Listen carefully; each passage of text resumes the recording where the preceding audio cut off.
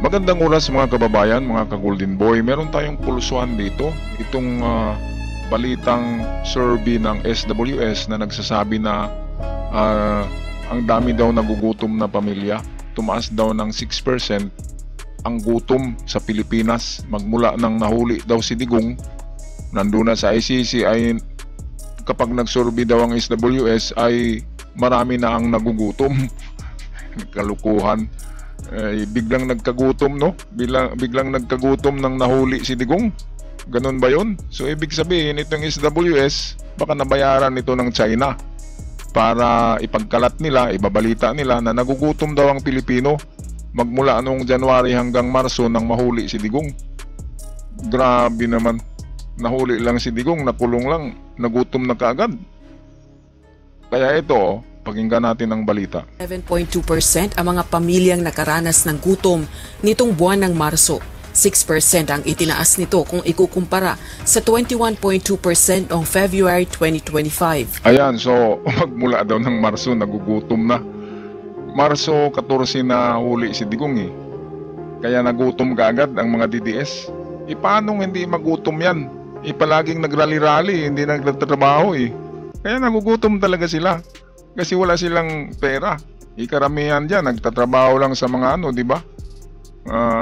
Sa mga labor force. Kaya kung absent ka sa trabaho, wala ka talagang pambili ng bigas. Kaya nang isorbe ng SWS na binayaran din ng China, ay nagugutom talaga sila. Bakit biglang nagutom ng Marso? Nakakatawa naman ito na balita. Nakaka-high blood eh. Kasi mamaya meron ako ipapakita sa inyo na graph. Simula pa noong 2010 hanggang 2022 nang mag-survey itong SWS sa hunger survey sa gutom sa Pilipinas, palagi sinasabi nila na nagugutom ang Pilipinas. Natural lang naman talaga na nagugutom ang mga tao, di ba? Pero kasi ang pinupuntahan itong SWS ay ang mga lugar na Islam area, yung mga squatters, and then yung ini-interview nila yung mga nagbabasura, yung nagkakalakal, yung mga nagkakariton, yung mga pulubi na kalilimos. Ini-interview ng SWS, siyempre ang isasagot niyan ay nagugutom kami. O kayo diyan mga kababayan, nagugutom ba kayo? Hindi raw nakakain ng ng 3 buwan, hindi patay na. 'Di ba? Kalukuhan naman na balita ito. Natural magugutom tayo mamaya, gutom na ako mamaya eh. Maghapunan na ako. Natural na magugutom ang tao. Ngayon diyan sa Maynila, kasi diyan ang survey, karamihan diyan ay produkto ng rural to urban migration. So galing sila sa mga baryo, pumunta ng syudad, walang diploma, walang certificate, walang transcript of records, walang pinag-aralan, walang skills, kaya hindi nakapagtrabaho. At ang nangyari, nagiging na lang sila, di ba? Nagbabasura, na malimos sa daan. Kaya kung walang nagbigay, talagang magugutom. Kasalanan ba yan ni PBBM sa katamaran ng mga tao? Pinagpaaral yan eh. Marami naman talagang itong mga pobre lang, pero nag-working student noong nag-aaral pa sila. Kaya nang matapos, nakapagtrabaho ng maganda. Bakit yung iba hindi mag-working kung talagang pobre? Di ba? Para makatapos. Ay dahil tamad. At hindi lang tamad mahina ang utak. Yan ang katotohanan. Masakit pakinggan ang katotohanan. Kapag mahina ang utak, ay talagang mahina ang diskarte mo sa buhay. Marami naman ang mahina na utak pero nagtanim, di ba? Nagtatanim sila. Mahina ang utak pero may diskarte. Nagtanim ng kamuting kahoy, ng mga saging, ng mga pagkain, root crops. Kaya hindi nagugutom sila kahit walang utak pero merong diskarte. Yung iba dyan sa Maynila na galing ng mga baryo, rural to urban migration, wala talaga sila. Walang utak, walang diskarte. Kaya ang napuntahan nila ay basurahan eh. Namamasura, nakalilimos, ng limos sa daan, nagiging taong grasa, nagiging taong kariton. Kaya kawawa tingnan. Tapos nilalapitan ng SWS. Siyempre ang sagot, nagugutom kami sir, nagugutom kami ma'am. So yan ang katotohanan. Pero kapag mga masipag na tao, kahit walang utak, kahit walang pinag-aralan, Basta masipag lang magtanim, magtrabaho sa mga construction, mangisda. Marami namang karagatan dito sa pag-uwi dito sa mga nayon, di ba? Mangisda, magsaka, para makakain. Napakasimple. Sa mga babae, pwedeng maglabandera. Sa mga mayaman, di ba? Sa mga kapitbahay. Oh, bakit hindi makakain? Ang sagot dyan, mga tamad. Yan lang naman. Okay, balik tayo sa estupidong balitang ito. Nakakaano eh. Sabihin ba naman na sa panahon daw ng PBBM nagugutom ang mga Pilipino? Eh siguro nabayaran to ng itong SWS ng China. Eh kasi mamaya meron nang ipakita na graph, SWS survey pa rin, noong 2010, 2015, 2021, eh ganun din ang sinabi nila. Dahil siniraan nilang ang gobyerno ni Pinoy, ang administrasyon ni Benigno Aquino Jr., ni Pinoy, siniraan din ng SWS. Sinabi na nagugutom daw ang mga Pilipino. So ganun, ginamit din nila ngayon sa panahon ni PBBM para masira yung pangalan ni PBBM na maraming nagutom daw. Ay naku na ano yan. SWS talagang ginagamit ng ginagamit ng mga politiko ng DDS ng China para siraan ng administrasyon. Yung bigas nga natin bumaba na dahil sa Food Security Act. Ang 60 pesos per kilo dito sa lugar namin ay nabibili na lang ng 53 to 54. So bumaba siya ng 6 pesos, 5 pesos bumaba. Tapos sabihin nagugutom pa. Di ba? Talagang magugutom talaga ang tao, pero kapag nagsaing, di ba? Ay makakain. Siguro hindi nagsaing yun sila kaya nagutom. Lalo na kariton nagkakariton na mamalimos. Magutom ka talaga sa daan dahil wala kang daladalang gas stove. Wala kang daladalang kalan, gasol. Magugutom ka. Pero ang mga madiskarte dyan ay pupunta lang sa basurahan ng Jollibee. Tsaka McDonald's, di ba? At pinagbinta pa nga nila yung mga dyan. Yung mga sobra-sobra, di ba? Mga leftover. Binibenta at niluluto muli. Niluluto muli dyan sa Metro Manila at hinalo sa mga di ba? Sa mga bagong karne. Hinalo yung mga leftover sa McDonald's at Jollibee. Yan ang katotohanan dyan. Okay, balik tayo dito sa balita. Katumbas ito ng 7.1 million households sa buong bansa. Batay sa Strat-based Social Weather Station's National Survey, 27.2% ang pamilyang minsan ay nakaranas ng gutom at walang makain sa nakalipas na 3 buwan. Pare-parehong tumaas ang hunger rate sa Visayas, Balance, Luzon at Mindanao. Ito 3 buwan sabi niya. Parehong nagugutom daw sa 3 buwan. Hindi patay na, di ba? 3 buwan kang nagugutom palagi. Na-ulcer ka na niyan. Patay na. Ay, naku talagang na balita talagang gawa-gawa lang. Grabe na balita to. Kaya nagalit si dito Attorney Castro. Ito, tingnan natin to. Ito yung sinabi ko sa inyo. 2010, 2015 to 2021. The Philippines is a fast-growing country that maintains a gross domestic product of 6.2%. Mataas na yan na domestic product. Tingnan natin yung ating graph, pataas ng pataas. Pero bakit mayroong mga nagugutom? Ang survey na ito ay nag-umpisa 2010, 2015 to 2021. Ito sa baba, 2021. 2021, panahon niya ni Digong. 2010, 2015, panahon ni Pinoy. So sinisiraan talaga nila si Pinoy dito para makapasok si Digong. Nakita nyo? Ang SWS ay makadigong talaga ito. Kasi siniraan niya si Pinoy dito Sinabi na gugutom daw ang mga Pilipino. Pero tumaas yung domestic product growth rate. Ay dito nakita natin talaga palang makadigong itong SWS. Ibig sabihin, binabayaran ito ng China. Hindi naman pwedeng si Digong ang magbayad niyan. Ang China ang nagbabayad niyan. Kaya pinapalabas nila na nagugutom ang Pilipino. Bakit sa panahon ni Digong hindi sinabi na nagugutom? Sa panahon lang ni Pinoy diba? Kaya sumikat si Digong Kasi sa panahon ni Digong wala na raw nagugutom. Grabe. Okay, so dito, Visayas daw, nagugutom, 33%. Mindanao, 27, nagugutom. Luzon, 24, NCR, 28, nagugutom. Marami talaga sa Manila ang nagugutom dahil maraming mga, diyan, mga nakatira sa Islam area, walang mga trabaho, mga tamad, kaya nagugutom. Pero hindi lang sa panahon ni FM, amigdat ni PBBM na may nagugutom. Kahit noong 2010 survey, di ba, ng SWS, ay may nagugutom. Pero pagdating ni Digong, walang nagugutom. Dahil yun ay palabas lang ng SWS. Kasi itong SWS pala, di ba nakita natin kanina? Si Pinoy lang ang siniraan eh. Ang SWS ay kumikiling siya kay Digong. Yan ang klaro.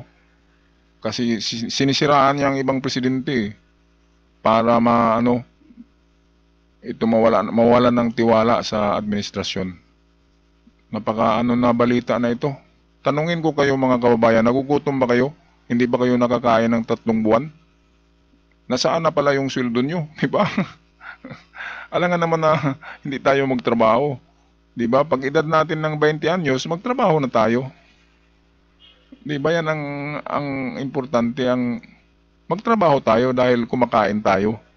Yung mga nagugutom, yan yung walang mga skills, walang diploma, walang certificate, walang transcript. Ibig sabihin, walang pinag-aralan, pero walang diskarte. Merong maraming walang pinag-aralan, pero may diskarte. Nagtatanim, nagsasaka, nagpapalayan, di ba? Nagtanim ng mga ma-harvest na mga produkto na maibenta. Yung iba ay gumagawa ng mga handicrafts. Di ba? Diskarte lang kasi yan. Pero kung talagang tamad, walang skills, walang pinag-aralan, diyan ka talaga mapunta sa gutom. Alangan naman na pakakainin ka ng gobyerno palagi. Ang gobyerno, minsan lang yan nagbibigay ng ayuda. Ang ayuda ay nauubos. Kaya sabi ng Diyos, teach him to catch the fish, and he will live for a lifetime. Ang sabi ni Kristo, wag mo siyang bigyan ng isda. Turuan mo siyang mangisda para habang buhay siyang mabuhay. Kasi kung bigyan mo lang ng isda, kinabukasan, gutom na naman yan. So ganyan. Ganyan dapat si PBBM. Turuan paano mangisda. Paano turuan mga tamad nga eh. Kaya ganyan ang buhay ng tamad. Ang buhay natin sa mundo, mga kababayan, ay tayo ang gumawa. Life is what we make. Life is what we make on earth. Tayo ang gumawa ng buhay natin. Kapag nagtamad-tamaran tayo, ay ganyan talaga ang puntahan natin. Okay, patuloy tayo sa balitang ito na nakaka-high blood. Peking news ito dapat habulin to ni Attorney Claire Castro. Pil kamataas na mga antas ito ng kagutuman simula COVID-19 pandemic noong September 2020. Tumbas ito ng 7.1 million na kabahayan sa buong bansa na pinakamataas mula. Ito, tingnan nyo kung saan sila pumupunta ang SWS mag-survey. Pinuntahan nila ng mga lugar ay mga squatters, Islam area. Kaya ang isasagot talaga, sabihin nila na nagugutom kami ma'am. Kaya yun ang nai-record na maraming nagugutom. At isa pa, mga DDS ang natanong nila. Para masira ang pangalan ni PBBM, doon sila pumupunta sa mga DDS na lugar, di ba? Kasi makadigong tong SWS Sa panahon ni Pinoy, binanatan pala si Pinoy nito. Yung kanina yung pinakita ko na graph, binanatan si Pinoy. Kaya nasira ang ni Pinoy, administrasyon dahil nagugutom daw. Lahat naman ng panahon, sa lahat ng panahon, nagugutom talaga yung mga tao na yan. Yung mga walang trabaho, nagugutom talaga. Sinong sisihin mo? Hindi ka nag-aral, wala kang skill, tamad ka, hindi ka nagtrabaho, hindi ka nagtanim. So anong kakainin mo? Kaya nang hold up na lang, di ba? Nagnakaw, nag-snatcher. Kasalanan ba yan ni PBBM? Di ba? Binibigyan tayo ng scholarship ng gobyerno. Nung nag-eskwela tayo pero hindi sila nag-aral, hindi ginamit yung scholarship. Di ba? Marami namang scholarship ngayon para sa mga mahihirap. Pero hindi sila nag-apply dahil tamad pumunta ng eskwelahan. Ngayon pagtanda, walang trabaho, walang tatanggap na trabaho dahil walang pinag-aralan at mukhang tulisan pa. Kaya yan ang resulta niyan. Pero kung uuwi sila sa kanilang lugar at magsaka, magtanim ng lahat ng maitanim na pagkain, hindi sila magugutom. Diskarte sa buhay, kahit na wala kang utak, pero meron kang diskarte, mabubuhay ka talaga. Kung gano'n na hindi mo kaya buhayin ang sarili mo, ibig sabihin, mas mabuti pa sa iyo ang daga. Dahil ang daga, marunong dumiskarte ng pagkain, di ba? Yan ang katotohanan, mga kababayan. Balik tayo dito sa ating kaibigang Teleradyo Serbisyo. Hunger Survey, pag-aaralan ng Malacanang. Nagbabalita at nagsiservisyo mula sa Malacanang, si Robert Mano. Robert, magandang hapon. Susuriin ng Malacanang ang latest SWS survey kung saan tumaas ang bilang na nakaranas ng involuntary hunger. Sabi ni Palace Press Officer Atty. Claire Castro, kailangan matukoy saan ang gagaling ang nasabing bilang, pati na mga lugar kung saan mataas ang nakararanas ng gutom. So aaralin po natin kung saan nanggagaling itong mga sinasabi na nagugutom pa ang ibang mga kababayan natin. At para malaman natin kung saan lugar ito at kung meron man magkukulang, ay maibsan po natin ang ganitong klaseng mga sitwasyon po. Meron kasi anya mga programa ang DSWD na tumutugon sa kagutuman kung saan ang iba ay binibigyan pa ng cash gift o ang iba naman ay libreng pagkain. Ayan, napakaswerte pala ng mga taong ito dahil binibigyan pa ng cash gift at libreng pagkain. Pero sabi ko nga kanina, don't give a man a fish, but teach that man to catch the fish. Yan ang sabi ni Jesucristo sa kanyang parabola sa pangingisda niya. Sabi niya doon sa kanyang apostolis na wag mong bigyan ng isda yung tao na yan, pero turuan mo siyang mangisda. Dahil kung bigyan mo siya ng isda ngayon, bukas ay hihingi uli sa iyo at susunod na araw hihingi uli. Pero kung turuan mo siyang mangisda, he will feed his self for a lifetime. Mapakain niya ang sarili niya for a lifetime. Napakagandang parabola yan ni Jesucristo na huwag mong bigyan ng pagkain. Ito ang ginagawa ng DSWD, nagbibigay sila. Dapat ang ituro nila kung paano magtanim, paano ang anong mga dapat itanim na para madaling maibenta. Di ba? Turuan, wag palagi bigyan kasi nauubos din yan. Yung mga binibigay, 2 araw lang yan, tapos na, ubos na. Kaya tama nga ang parabola ni Jesus na teach the man how to catch the fish. Ito, bakit Enero at Marso lang? Nagkakatawa naman yan. Panahon pa ng pag-aresto kay Digong, biglang nagutom ang maraming Pilipino eh. Paano diyan? Siguro yung ibang nagugutom diyan ay yung sumasama sa rally-rally. Ang usapan 500 a day, tapos ang binigay ng mga DDS leader 250 pesos lang. Hindi nagugutom talaga, di ba? Totoo naman yan.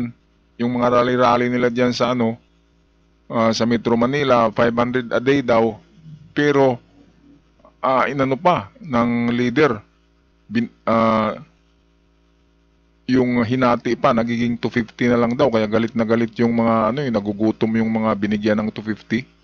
Kasi isang araw sila doon sa kalye, nagwilga-wilga, rally-rally, tapos ang binigay 250 lang. Anong mabili noon, di ba? Ilang kilong bigas ba yon? Pwede na, pero walang ulam.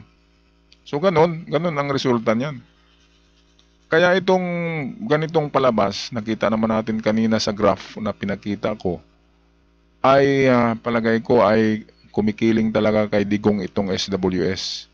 Kasi sa panahon nga ni Pinoy, ganito rin ang ginawa nila, siniraan nila na nagugutom daw ang buong Pilipinas sa panahon ni Pinoy. Tumaas yung ating economic growth rate. Ibig sabihin, maganda ang overall situation ng Pilipinas, maganda. Ito lang kasi talaga itong mga nagugutom diyan sa Metro Manila. Dito sa lugar ko, maliit lang ito na syudad, wala kang nakikitang nagugutom.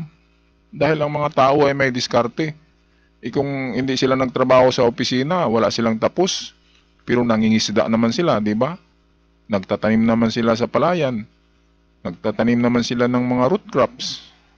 At yung iba ay nagtatrabaho sa construction habang naghihintay sa harvest ng root crops. Ang kanilang mga asawa ay naglabandera, nagiging katulong para at least makatulong sa asawa na nagtatrabaho sa bukid, di ba? Ibig sabihin, kapag masipag ka, buhay ka at hindi ka magugutom. Parang itong kwento ng langgam, di ba? Yung ants, yung langgam, na kahit tag-ulan ay naghahakot ng pagkain. Kaya ganun lang talaga ang buhay ng tao, parang sa langgam, na kapag tag-ulan, magtrabaho pa rin tayo kahit tag-ulan para marami tayong stock sa budiga. Ibig sabihin, meron tayong mga savings at surplus. At hindi tayo magugutom dahil talagang ganyan, kapag hindi tayo nakapagtrabaho ng 2 araw, 3 araw, magugutom talaga tayo dahil sa tamad. Yan lang ang equation dyan. Kapag tamad ka, equals gutom. May sinabi ako kanina na kahit hindi ka mautak, basta may diskarte ka, hindi ka magugutom. Wag ka lang mang-hold up, wag ka lang mang-snatch, magtrabaho ka ng patas. Sabi ko na, ay pwedeng sa mga construction, di ba? Kung lalaki, kung babae, pwedeng katulong sa bahay, pwedeng maglabandera, at kung merong mga lupain, ay pwedeng magsaka, magtanim. Wala talagang magugutom. Dahil sabi ng Diyos na hayaan yung mag-alala ang mga ibon sa himpapawid, pero ang mga tao ay hindi mag-alala dahil binigay ko na lahat. God provides everything to every man. Yun ay nasa Biblia. Di ba mga kababayan? O di ba? Sino bang nagugutom sa inyo dyan? Ako mamaya, mga alas 6, gutom na ako eh. Pero magsaing ako para mabubusog ako, makakain. Ganun lang yun, kapag tamad, nagutom ka talaga. Kahit may bigas ka tapos di mo sinaing, magugutom ka. Kaya itong balitang ito na nagugutom daw ang mga Pilipino, umpisa nung January hanggang sa pagkahuli kay Digong sa Marso, nagugutom daw. Grabe, nahuli lang si Digong, gutom ka agad, no? Alright, paki-comment sa inyong mga saloobin, mga kababayan, sa balitang ito, kung totoo bang nagugutom ang mga Pilipino. At hanggang sa muli, ako'y magpaalam na. Maraming salamat at huwag kalimutan mag-subscribe sa ating channel.